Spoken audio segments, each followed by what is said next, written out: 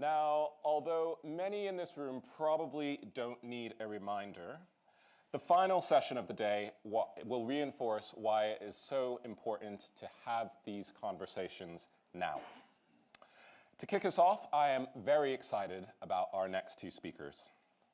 Madhumita Murgia is one of the foremost AI journalists serving as the artificial intelligence editor at the Financial Times, where she also covers data and emerging technologies.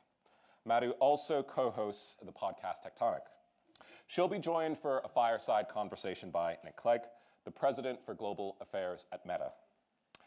Before joining Meta in 2018, Nick was at the heart of UK and European politics, serving as the leader of the Liberal Democrats, Deputy Prime Minister, and a member of European Parliament. Please join me in welcoming to the stage Madhumita Murgia and Nick Clegg.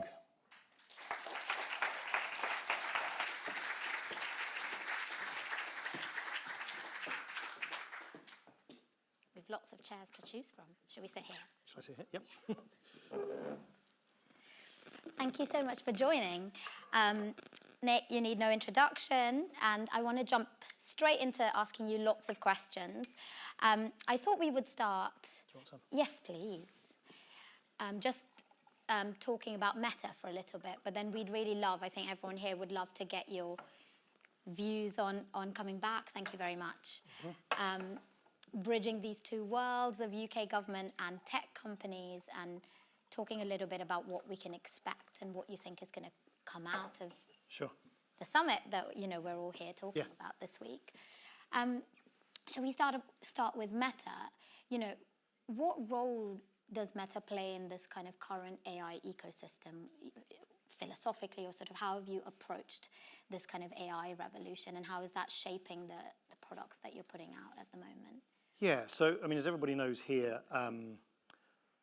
whilst all the sort of hype and excitement around generative AI is relatively new, AI, of course, is not new at all. It's been talked about since the 1950s, and in companies like Meta, it's something that we've been plugging away at for a very, very long period. I mean, there's barely anything you can look at on apps like Instagram and Facebook which are not in one way or another sliced, diced, ranked, or ordered by AI systems already. And by the way, AI also plays an increasingly important role on what I call the sort of defensive side of content moderation.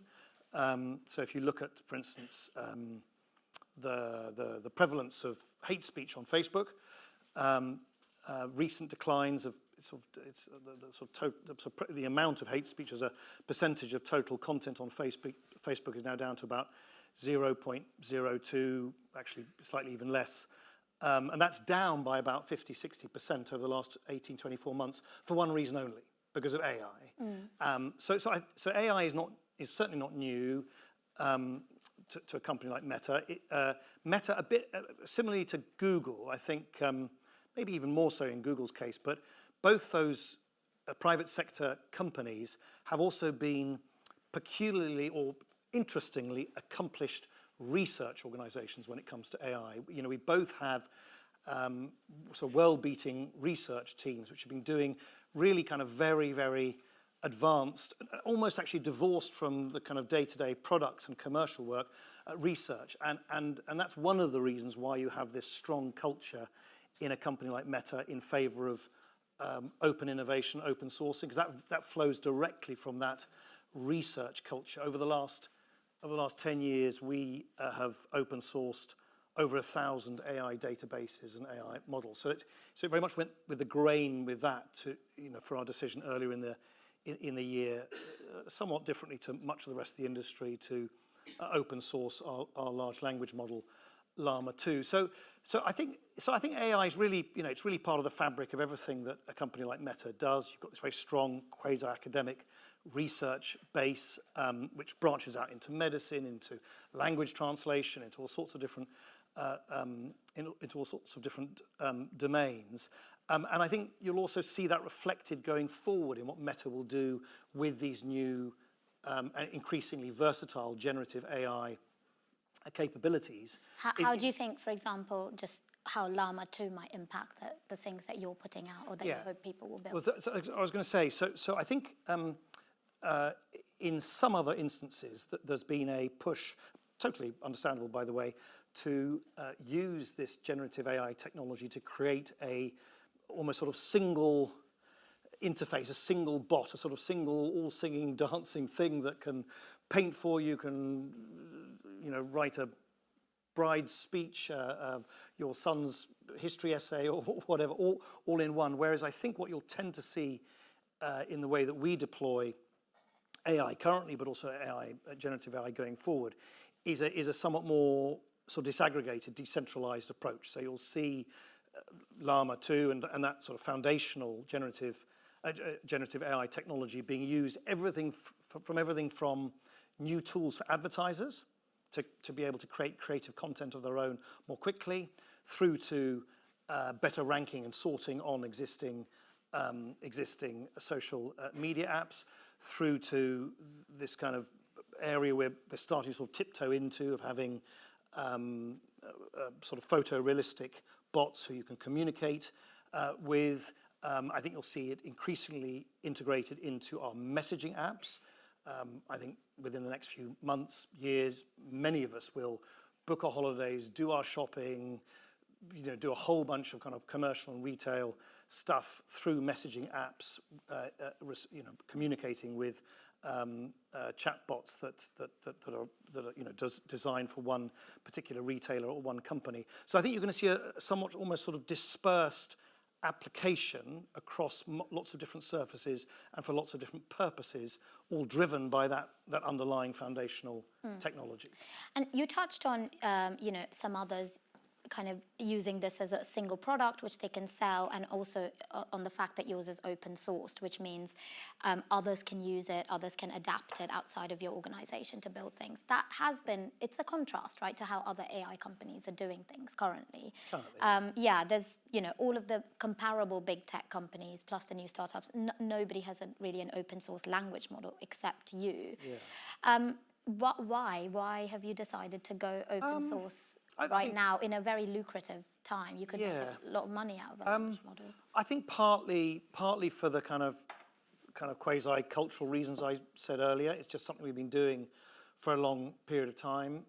Secondly, for sort of business model reasons, our business model is not to sort of build a kind of moat around the generative AI bot and then pay fees and ask people to pay fees and subscriptions to use it. We think instead, if you like, if people use Llama 2 either in the pre-trained or fine-tuned form, as you know, we released it in sort of 7 and 13 and 70 billion parameter models, that will then create a flywheel of innovation, an ecosystem, if you like, of innovation, which will then allow us to incorporate those innovations more seamlessly into our own products. So it's a kind of cultural thing, it's a business model thing, it's self-interest because we think we benefit from all of that innovation. And I think we are pretty firm believers that if you look at the history of open sourcing, everything from Windows and Linux to all the protocols we use, the web-based protocols, a lot of the cybersecurity tools, open source encryption tools, which are all so industry leading. We kind of think there's plenty of evidence to support our view that actually open sourcing means that you get the kind of wisdom of crowds, you get everyone seeking to sort of stress test models, find weaknesses in them. That then leads to much kind of quicker innovation and and safer models over time, rather than relying on each company sort of playing whack-a-mole with its own proprietary systems. But look, I think people get quite theological about this. My own view is there's really no point getting dogmatic about this. We're not dogmatic, but of course we accept that there are circumstances in which open sourcing may be inappropriate. In fact, I think over the summer we released a new AI voice extrapolation tool, which we decided for various reasons, I think sensibly, not to open source. But I think where you can and where you self-evidently can do it safely, we think it makes more sense to do that. And look, the final point I'd say, particularly sitting here in London and in Europe, is at the moment, these large language models are tremendously expensive to build. I mean, you need billions of dollars, you need a huge amount of infrastructure, you need massive GPU capacity, you need a lot of data to feed into them. It's just not realistic, in my view, or sustainable or desirable to imagine that that very expensive and powerful and versatile technology should be kept in the hands of, 4 or 5 very large private sector entities on the West Coast or in China with deep pockets. I think the more you can democratize this and the more that researchers, academics, entrepreneurs, innovators can use them off the shelf. And in our case, we had this partnership with Microsoft, so you can run it on Windows, you can run it on your laptop. I think that just fosters a greater, wider culture of innovation. On the question of policy, Jan LeCun has been, as he does often, but most recently on X, Outspoken. Being outspoken about the advantages of open source, but also he said something quite interesting. He said that he thinks all the competitors are basically doing corporate lobbying, or what he calls regulatory capture, or what others have said the same about this, and said they're spreading fears about AI to take control of the industry. Is this an official Meta stance? No, it's not. Do you agree? But it's not? Well, look, Jan is a dear friend of mine, and he's a brilliant human being, and obviously one of the great sort of godfathers of modern AI. So I defer to him completely on the technology. In terms of seeking to characterize the motivations of others, I slightly sort of believe we should just let others explain themselves. And by the way, Jan's view is not only his view. I noticed today that Andrew Ng was saying exactly the same thing in an interview which is just published today. So look, why people advocate a closed proprietary approach, I would, I'm sure there are totally good faith reasons to do that. The thing that I, in a sense, would pick out and agree, if you like, with Jan is the dynamic by which a lot of speculative predictions are made about what the technology is going to do in the future, and the kind of spine-chilling risks associated with that future, when, by definition, that future hasn't arrived yet. It's still highly speculative. And I do think there has been a bit of a kind of Dutch auction of people wanting to kind of outdo each other in ever more breathless predictions about the future and about what future AI models will be able to bring about. They may do, but they may very well not do. There is, as you know, and Jan is, as ever, very much in the thick of this, there is a very live debate about whether these large language models are, as some people claim, and many particularly in the companies that have been pioneering them, DeepMind, OpenAI, and so on, are they stepping stones towards this holy grail of artificial general intelligence? In other words, when AI develops an agency or autonomy of its own, or, which is Jan's view, and many others as well, which is like, no, they're very powerful, versatile tools, but they remain, very data-hungry tools, which are sort of giant autocomplete machines, if you like, which are able to draw connections across, vast, billions of parameters, huge amounts of data, and so on. But that does not, in and of itself, mean that they are necessarily going to evolve into or develop the agency and autonomy which AGI implies. Now, this is partly, I think this is an interesting point to make. I think it's partly driven by the cultures, I mentioned it earlier, in these different companies. There are some companies whose mission it is to develop AGI. So I totally get, if you've spent the last 15 years predicting the AGI is about to happen, you get this great hype cycle this year about generative AI. It's going to happen. It's just around the corner. It's kind of like what you've been living and breathing for a decade and a half or more. So do you think it's overhyped in that case? I just think we need to kind of... new technologies always lead to hype. They often lead to excessive zeal amongst the advocates and excessive pessimism amongst the kind of critics. I'm 50, soon to be 57. I remember in the 80s, there was this absolute moral panic about video games, but there were moral panics about radio, about the bicycle, about the internet itself. 10 years ago, I remember we were being told that by now, there'll be no truck drivers left because all cars would be entirely automated.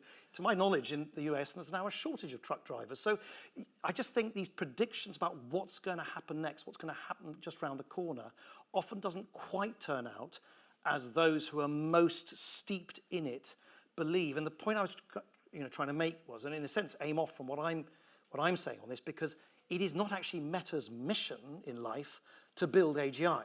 We think AI is a wonderful, powerful tool, which of course needs to be deployed responsibly. Like all technology, it can have downsides which need to be mitigated, has fantastic upsides which need to be amplified. But it's not our mission statement as a company to build AGI. So clearly, if you are from one of the companies where that is your sole kind of purpose, and you get up every morning to do that, yeah, I kind of get that you approach these new every turn of the sort of cycle of this generative AI development. You treat it as another indication that you're close to the tipping point. I have to say, I'm not, I defer to many others in this audience and elsewhere.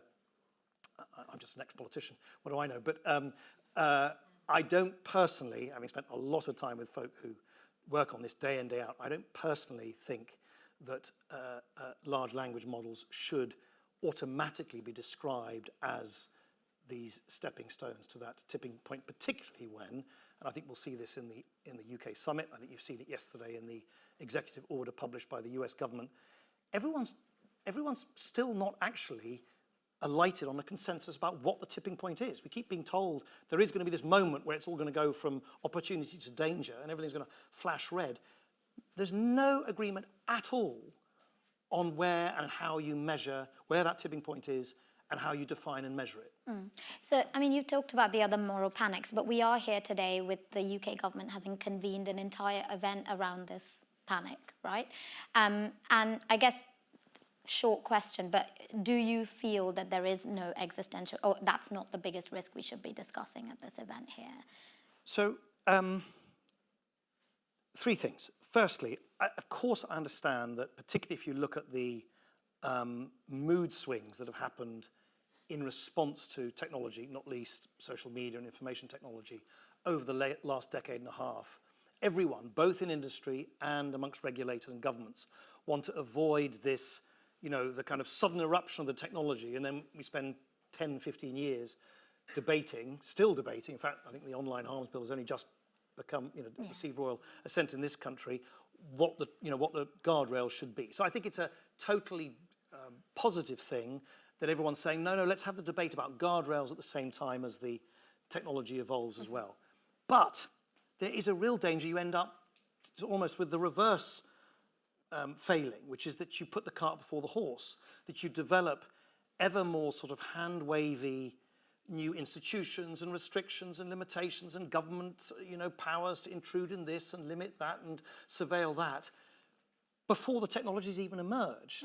And much though I did spend 20 years of my life in public life and politics, I am nonetheless still a sufficiently sort of old-fashioned liberal to worry about the kind of dead hand of the state when I think that in this area it is really important to allow innovators, builders, people who are ingenious in the way in which they entrepreneurially develop these technologies to do so without immediately assuming that whatever they do next is going to pose some existential risk. And I come back to this point that if you think I'm sort of exaggerating that critique, look how nobody going to the summit is still able to describe what a frontier model is. When does a foundation model become dangerous? Exactly when does AGI, what are the hallmarks of AGI that we should suddenly be able to recognize? Yesterday we had a new phrase suddenly emerge in the US executive order, dual use AI, sort of borrowed from sort of other sort of defense and military related issues. And in the executive order, in the absence of a sensible or workable definition of the tipping point, they've come up with something pretty random, which is sort of, flops. They've just come up with, I think, is it sort of computing power at sort of 10 to the power of Better 26, and then and training capacity 10 to the power of 20. It's like, what? It really doesn't make much sense, because most people agree that the most dangerous models in future could be small fine-tuned models devoted to particular purposes, and actually some of the bigger models could be more benign. I mean, there's very loose, if almost, I mean, there's very inaccurate correlation between size and danger, and yet that seems to be, for some reason, the thing that people are anchoring to. And so my own hope had been that we would spend more time dwelling on trying to have a kind of discussion about what the tipping point is, but in a sense we've almost skipped past that and already describing the institutions and the fora and the checks and balances and so on, which will be applied to a technology which have not emerged yet. So, the final point, if I may, is, and I say this very much as an ex-politician, there are only so many hours in the day. There's only so much political attention, political oxygen you can devote to something. If you spend that much time worrying about something out there, you spend less time worrying about stuff right here in front of your nose. Yeah. We have some things which we need to deal with now. Like? AI. Well, look, next year we have, I think, close to 2 billion people going to the polls. Yeah. We have the world's 3 largest democracies, the US, India, and Indonesia, going to the polls. Maybe the United Kingdom, the European Union too. Mexico, I think, is having elections.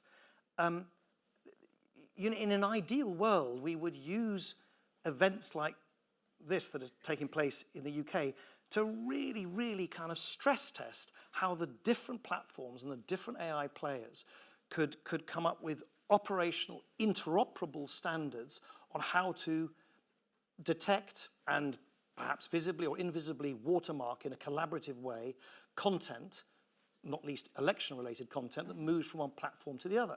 Instead, all the companies are basically doing their own thing. I mean, we've been working with other partners in the industry through the Partnership for AI to try and come up with some common standards. But in a rational world, given that's the kind of chronological order of things we need to worry about, that's what we'd be spending a lot of time on. Yeah. Instead, we're spending a huge amount of time on what remain at least, may not turn out to be the case, but remain pretty speculative risks. So since we're talking about risk, there have been researchers like Stuart Russell, Joshua Bengio, and so on, as well as companies themselves, Anthropic in particular, but also OpenAI, talking about these sort of larger existential scale risks.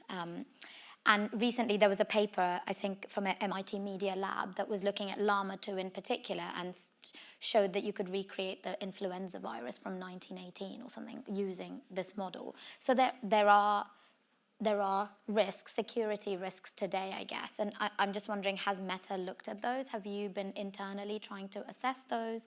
Is that something that matters to you and that you'd want to Of course it is. So before we released Llama 2, I need to check, but I think we had several hundred people over, 3 months, red teaming in a sort of adversarial way at Llama 2, stress testing it, and by the way, doing a whole bunch of other stuff on toxicity, truthfulness, bias.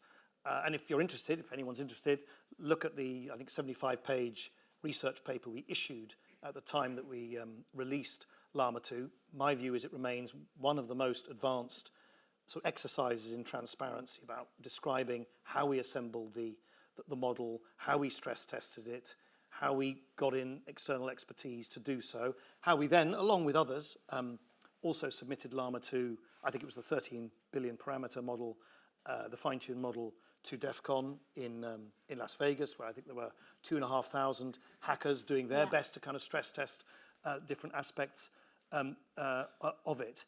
But what about going forward?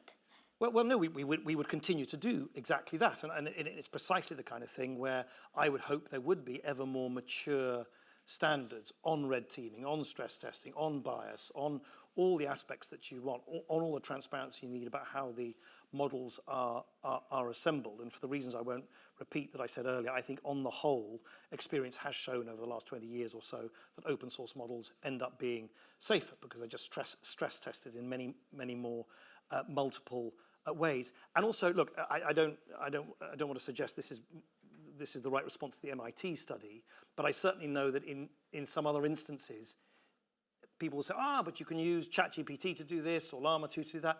you can do a lot of harm just going on a search engine and looking for stuff. You can spend 15 minutes if you know what you're doing, and go on any search engine right now and actually come up with some pretty unpleasant things that can do damage to others. So I think we need to also, put that into perspective. It's not as if these tools are suddenly allowing us to assemble for ourselves in our own kind of, if in our own laboratory, if I could put it like that, in a way that is not possible by use of the open internet today. I guess that's the difference, because someone like Anthropic believes that is true, that these models are allowing you to do more. Yes, but I think the answer to that then is, let's be specific. I think one of the things that, and I've spent a huge amount of time and clocked up way too many air miles that I care to think about in recent weeks and months, going to the White House with Dario from Anthropic and others there, with President Biden and his team in July, where we all signed up to voluntary commitments precisely along the lines of the things that we're discussing here on red teaming and so on, and on cyber and biotechnology risks and so on. I was in Japan, the G7 process there, and Kyoto and so on. No one disagrees that you need to stress test the models. You need to do so as forensically as possible. We, of course, we're a tech company, we're a social media company, we're not a bioweapons company, so we, of course, reach out to other experts and bring them in, and we will continue to do that. But I think we need to now move from the kind of generic claim that these models do that to a greater degree of specificity, so that companies like Meta and all the other companies involved know what they're looking for. We have done all the stress testing that we reasonably can on issues like bioweapons, and are satisfied that Llama 2, and I think, to be fair, everybody recognizes that, does not pose those existential risks that some people may have alleged some months ago, and we will continue to take that responsible approach going forward as we innovate on Llama going forward, and as these tools become ever more versatile. But I do think, given, as you say, there are differences of nuance and opinion in the industry, I hope we'll be able to move beyond the kind of generalities in which a lot of this has been discussed, to say, okay, here is the practical, specific evidence that these models can deliver this kind of existential threat. That is what you need to look for. And of course, we will do so. The more information we get, much like I suspect all the other companies will as well. Okay. Just to look forward to the summit coming up over the next 2 days, you're going to attend, right? Yep. What's it been like for you coming back into this moment? And we were saying earlier, your two worlds coming together. You have the tech companies and government. What's the mood been like, and what are you sort of expecting? Well, it's happening tomorrow, so I don't know. We'll see how it goes.